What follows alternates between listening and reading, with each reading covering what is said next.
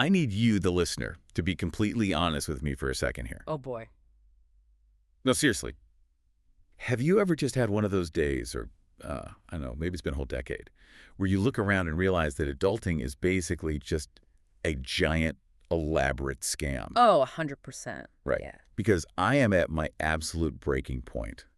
Yesterday, I spent 4 hours on hold with a customer service hotline. 4 hours Wow. navigating this endless labyrinth of, like, automated menus, pressing 9 to return to the main menu just to get a $12 refund on a mischarged subscription. $12. $12. And by hour 3, I mean, it wasn't even about the money anymore. I was operating purely on spite at that point. I mean, of course, you're committed. Exactly. But sitting there, listening to that grainy hold music, it really made me stop and ask, why does nobody teach us how to actually do any of this? It's so true. We had to learn the quadratic formula, but there was no high school class on, how to pick an insurance deductible, or how to decode modern bureaucracy, or how to fix a leaky tap without destroying the entire kitchen. It really is the great unspoken vulnerability of modern life. We are all just walking around pretending we have any idea what we're doing. Yes, we were entirely faking it. And since you brought up plumbing, I actually have a confession that is probably going to destroy whatever credibility I have left. Oh, please share. I need to hear this. Well, I tried to fix the trap under my bathroom sink last month. Oh, no. Yeah. I watched exactly one 3-minute video online, immediately got overwhelmed by the terminology like, what even is a P-trap? I have literally no idea. Right. Me neither. So I ultimately just wrapped the entire leaking pipe in duct tape and a whole lot of hope. Wait, really? Did it work? That is the most embarrassing part. It's been 3 weeks and it is miraculously holding up. That is incredible. But every time I brush my teeth, I am living in this low-grade terror of a catastrophic flood. The duct tape and hope methodology. I love that. Because honestly, that is the defining philosophy of our generation. You really... We're all just applying metaphorical duct tape to our lives, trying to keep the water from ruining the floorboards. And that, right there, is exactly why we are doing this deep dive today. Exactly. Because the tech industry has noticed that we are exhausted. They see us staring blankly at our deductibles and our leaking sinks. They know adulting feels impossibly hard right now. Right. And they are stepping in to fix it. What if you never had to make that 4-hour phone call again? What if a machine did it for you? It's a very seductive promise. So today we are looking at the creeping, kind of invisible nudge of artificial intelligence taking over our daily routines. The machines are offering to do the adulting for us. But we need to figure out the psychological cost of this trade. Yes. Are these systems actually freeing up our brains to live better, more creative lives? Or are they just homogenizing our personalities and slowly stripping the humanity out of our day-to-day existence? Because the takeover isn't starting with some dramatic sci-fi robot army. No, it's not. It's starting in the appliance aisle. Right. The invasion starts in the kitchen. Yeah, we are at a point now where consumer appliances are essentially becoming autonomous managers of your household inventory. Which sounds so intense when you phrase it like that. I mean, it is. Your refrigerator realizes that you are down to your last 2 eggs, and instead of just, showing a little red light on the door, It pings you. right, it sends a direct notification straight to your smartwatch to alert you. Yeah. Or, in some cases, it just adds the eggs to your digital cart automatically. Now, see, my first instinct when my appliance sends a buzzing notification to my wrist about my groceries is just absolute rebellion. Really, just pure defiance. Yes. It doesn't feel like a helpful assistant to me. It feels like a mafia threat. A mafia threat. It does. It feels like the fridge is tapping its metallic fingers saying, nice little omelet habit you got there. Buy eggs or else. That's hilarious. It is exactly like having an overbearing, hyper-organized roommate who constantly audits the pantry and leaves passive-aggressive sticky notes everywhere. I can see that. I do not want my appliances micromanaging my breakfast. Well, it's a natural reaction to feel crowded by that, for sure. Yeah. But let's look at the underlying mechanism here from the source material. Okay, lay it on me. Psychologists refer to what is happening here as cognitive offloading. Human brains are essentially metabolic misers. Metabolic misers, meaning we're cheap with our energy. Exactly. We naturally want to conserve energy wherever possible because thinking burns actual calories.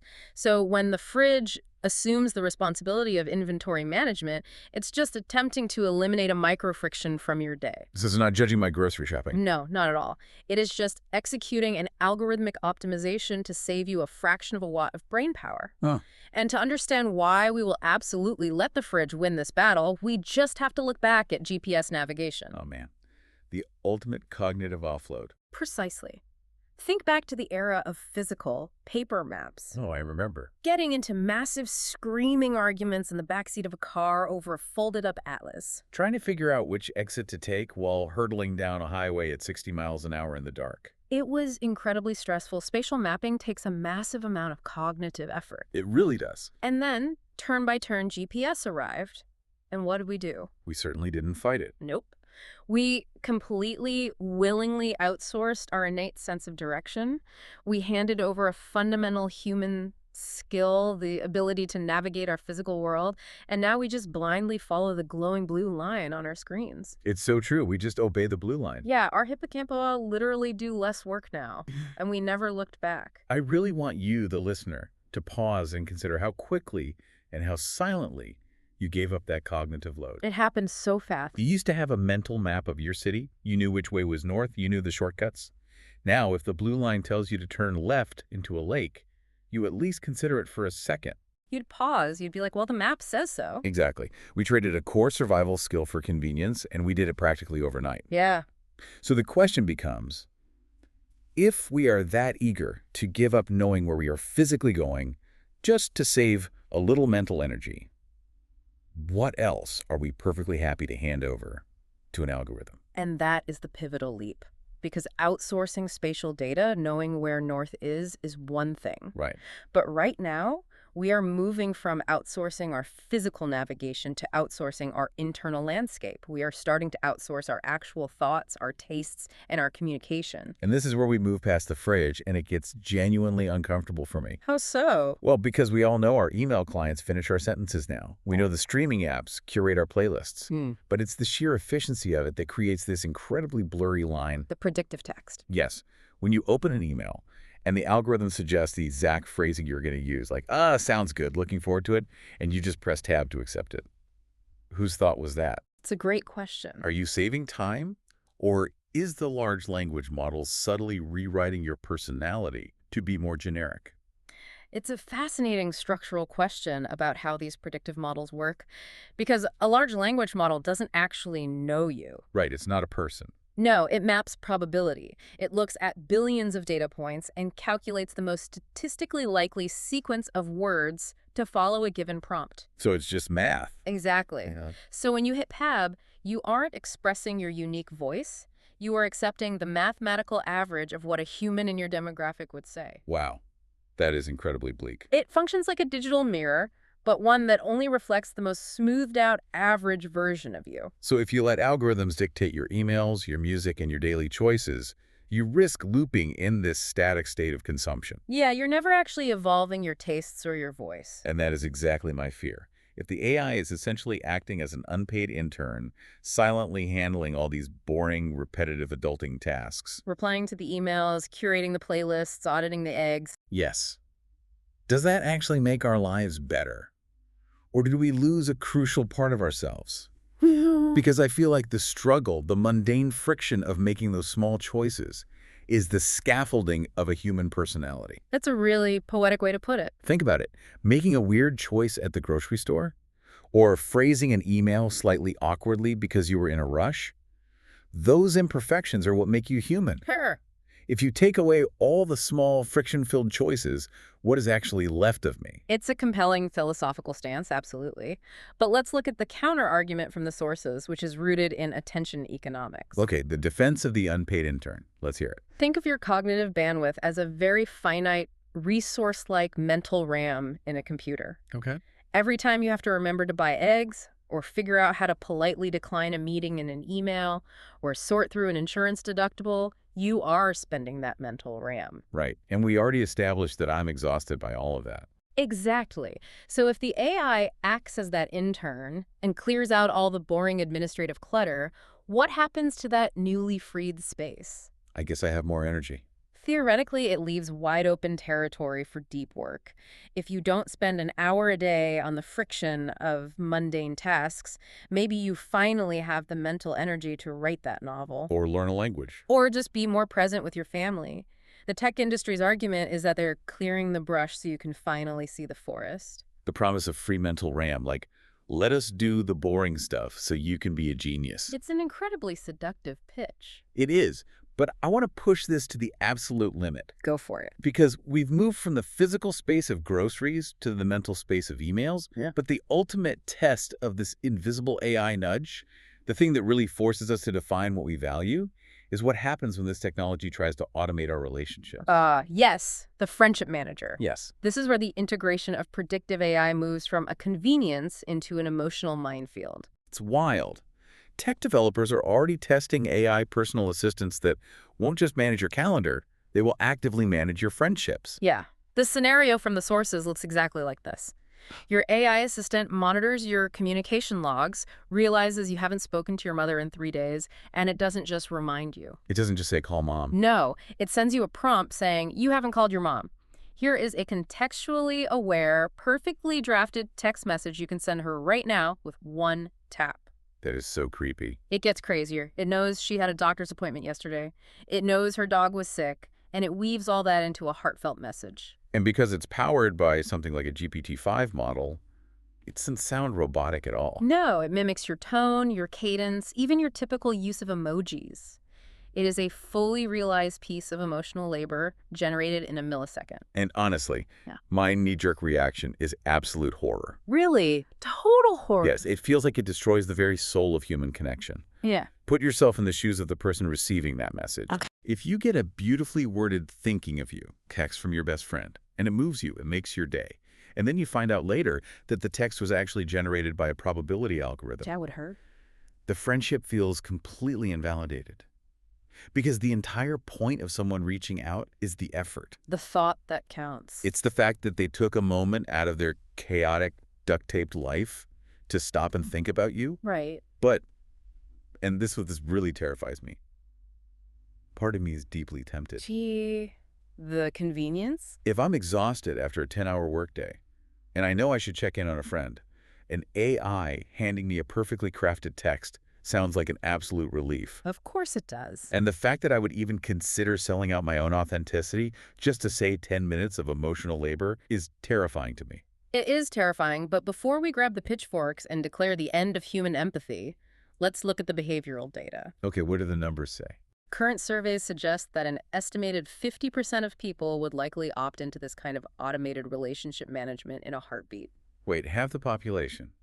Half the population wants a robot to text their mom. Yes, and we need to understand the psychology of why. Please explain, because I am lost. It's not because half the population is composed of cold, unfeeling sociopaths.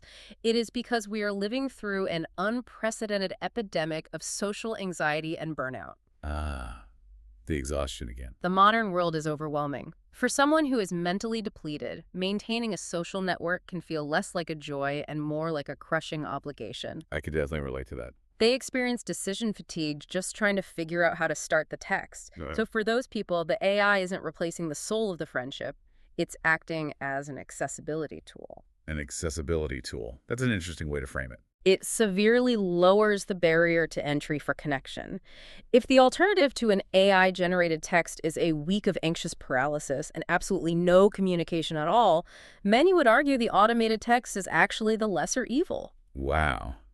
Okay, that is a heavy perspective. It reframes it entirely. It does. You're saying it's literally the duct tape for our social lives. Exactly. The relationship trap is leaking, the anxiety is building up, we don't have the tools to fix it properly, so we just slap an AI-generated text over the leak and hope it holds the friendship together. That is an incredibly apt, if slightly tragic, way to frame it. It is tragic. It is a tool for managing the overwhelm of adulting, specifically when the demands of adulting extend to maintaining our social networks. Right. But it brings us to a massive collision between user experience design and human psychology. How so? In tech development, friction, meaning any delay or effort required by the user, is viewed as a bug that must be eliminated. You want a seamless, frictionless experience. Make it as easy as possible. But in psychology, friction is where memory and meaning are actually formed.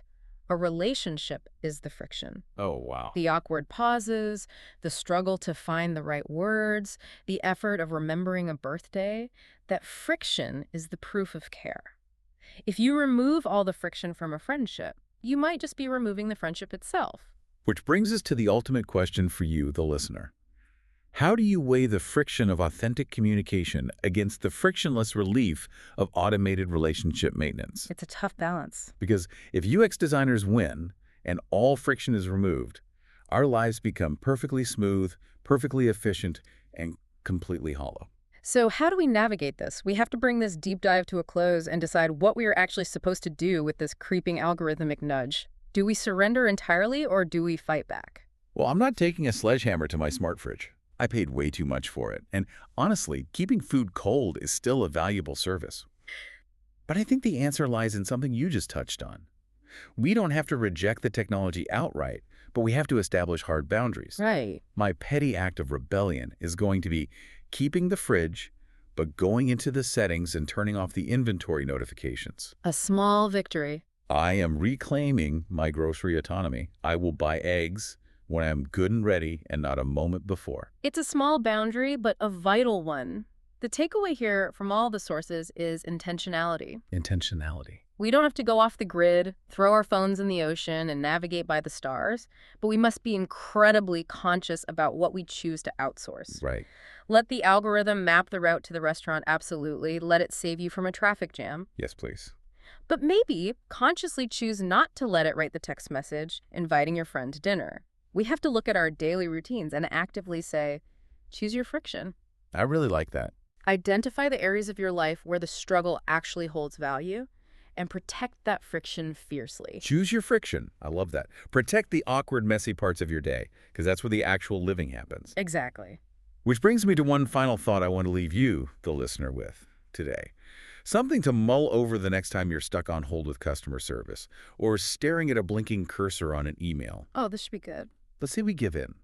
Let's say the tech companies achieve their ultimate vision, and AI succeeds in taking over every single boring adulting task. Complete automation. The machines write your emails, they buy your groceries, they send the obligatory texts to your relatives, they navigate your commute, they fight with the insurance companies for your refunds. Sounds nice, honestly. And you are finally left with that promised utopia, an entirely clear calendar, pristine mental space, and all the time in the world for actual creativity. The dream. But what happens if the noise stops? You finally look inward to create that masterpiece, and you discover that the mundane friction was your personality, and without it, you don't actually have anything left to say.